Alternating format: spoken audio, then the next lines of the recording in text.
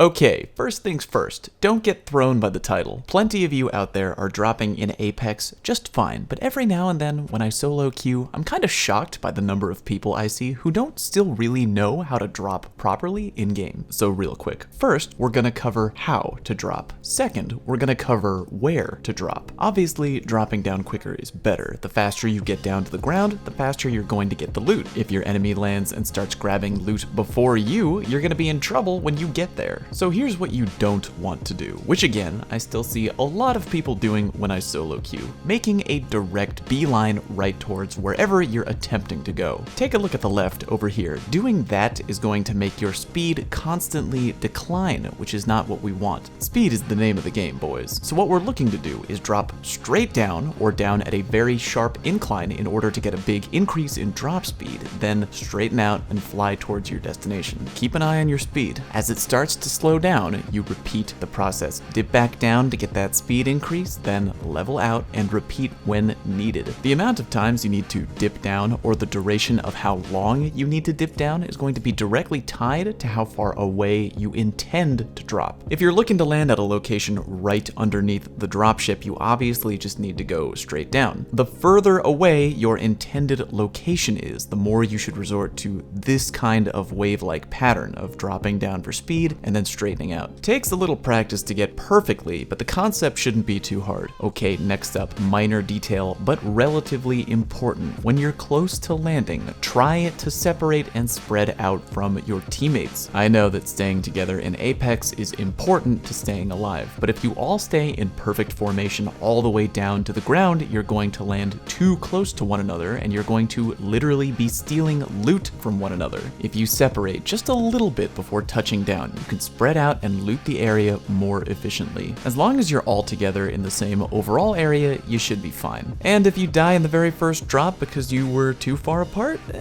no biggie, just back out, try again. But you won't fail because you're a goddamn champion. Okay, now let's talk about where to drop. Shout out to V Joey's for putting together the following map, a well-designed image of the high-tier loot locations in Kings Canyon. The percentage shows the odds of the selected zone having that loot tier. When dropping, you can go to the hot zone if you want, indicated by the blue circle on the map, where you'll have a chance at getting a fully kitted out weapon somewhere in the area. But if you want to land somewhere else that has a high chance at high tier loot, try to remember these locations on the map. If you have a player on your team who is 100% new to Apex, maybe try the following. Land at the opposite end of the map where the dropship is coming in, where it's less likely to have enemy players dropping in, and pick a place at the other end of the map with high tier loot. That way, your noob friend can get a handle on things, figure out the movement, how weapon attachments and all that stuff works, you know. If you really want to play it safe, you can drop into a location that has both high tier loot and a respawn beacon in case your noob friend gets murked right away. Areas like artillery, swamps, relay, water treatment, Thunderdome, airbase, and runoff all have high tier loot percentage and a respawn beacon. That way your teammates get to learn and grow and experience things in a safe, protective environment.